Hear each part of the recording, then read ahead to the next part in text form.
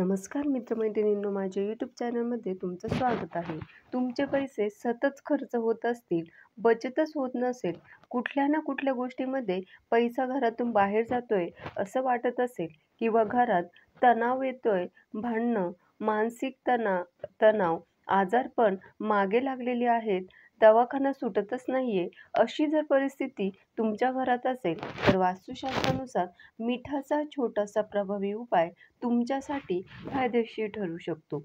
तो कसा करायचा, कधी करायचा आणि मिठाचा हा उपाय इतका फायदेशीर का आहे? चला जाणून घेऊया.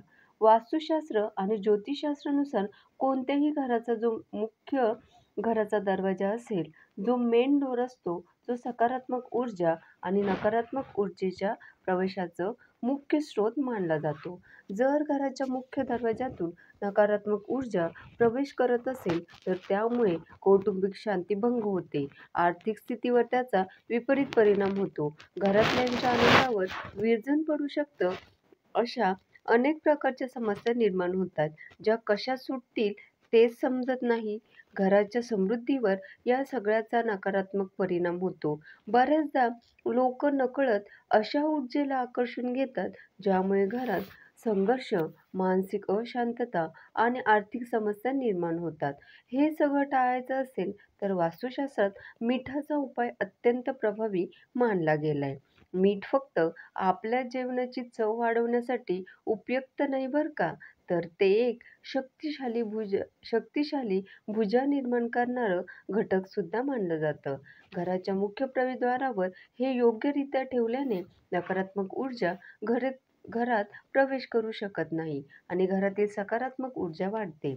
घरात आनंद राहावा म्हणून मुख्य प्रवेशद्वारावर मीठ कसं आणि कुठं ठेवावं ते आता बघूया. वास्तुशास्त्रानुसार कोणत्याही घरात प्रवेश करणारी ऊर्जा थेट कुटुंबियांच्या जीवनावर परिणाम करते. म्हणूनच तुमचं जे मेन डोअर आहे, जो दरवाजा आहे, हा घरातील असा भाग आहे जिथून केवळ लोकच येत नाही, तर विविध प्रकारची ऊर्जा सुद्धा प्रवेश करत असते. म्हणून तर आपण दारात रांगोळी काढतो, प्रवेशद्वार सुंदर सजवतो, दार स्वच्छ ठेवण्याचा प्रयत्न करतो. जर ही ऊर्जा सकारात्मक असेल, तर घरात सुख, समृद्धी आणि शांती येते, प्रगती होते. कुटुंबातील सदस्यांचे संबंध सुद्धा एकमेकांसोबत चांगले असतात. मानसिक ताण कमी होतो आणि आर्थिकदृष्ट्याही प्रगती होते. या उलट जर घराच्या मुख्य प्रवेशद्वारातून खूप नकारात्मक ऊर्जा प्रवेश करत असेल, तर मात्र त्याचे विपरीत परिणाम घरातल्या कुटुंबातल्या सदस्यांवर होतात. सतत वाद होत राहतात, मानसिक अशांतता जाणवते, पैसा घरात टिकतच नाही किंवा पैसे आजारपणात खर्च होतात. अनेक वेळा कठोर परिश्रम करूनही एखादी व्यक्ती म्हणाल तशी बचत करू शकत नाही. अनावश्यक खर्च त्यांची प्रगती होऊच देत नाही. याशिवाय नकारात्मक ऊर्जा आरोग्याच्या समस्याही निर्माण करू शकतात. ही परिस्थिती टाळण्यासाठी मुख्य प्रवेशद्वारावर एक सोपा आणि प्रभावी उपाय करता येईल. मीठ, विशेषतः सैंधव मीठ, घराची ऊर्जा संतुलित करण्यात महत्त्वाची भूमिका बजावते आणि योग्यरित्या वापरल्यास नकारात्मक ऊर्जेपासून दूर राहता येतं. सगळ्यात महत्त्वाचा प्रश्न, नक्की करायचं काय? जर तुम्ही मुख्य दरवाजाच्या बाहेर म्हणजे तुमच्या अंगणामध्ये मिठाचं पाणी शिंपडलं, तर घरात नकारात्मक ऊर्जा येत नाही. असलेली नकारात्मक ऊर्जा निघून जाते. जर तुम्हाला तुमच्या घरात येणारी नकारात्मक ऊर्जा कमी करायची असेल, तर एक सोपा उपाय म्हणजे घराच्या मुख्य प्रवेशद्वारावर ठेवलेल्या डोअरमॅटच्या खाली चिमूटभर सैंधव मीठ घ्या आणि ते एका कागदाच्या पुडीत बांधा आणि तुमचं जे डोअरमॅट आहे त्याच्या खाली ते ठेवा. हे मीठ घरात प्रवेश करणारी कोणतीही नकारात्मक ऊर्जा शोषून घेतं आणि सकारात्मक ऊर्जेचा प्रवाह वाढवतं.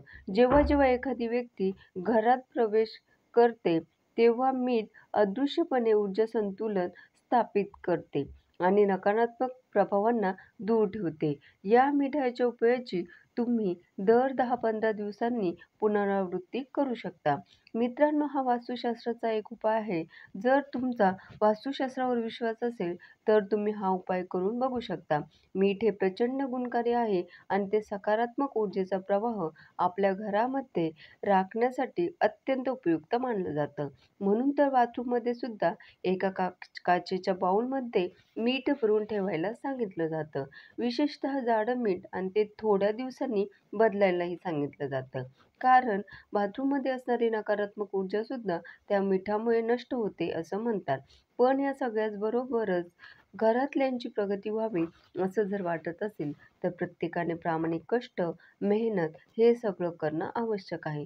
कारण प्रामाणिक कष्ट केल्याशिवाय, केल्याशिवाय कुठलीही गोष्ट मिळत नाही. पण हो, आपलं मनोबल टिकून राहण्यासाठी, मनात चांगले विचार येण्यासाठी मात्र अशा उपायांची मदत आपण निश्चितच घेऊ शकतो. धन्यवाद.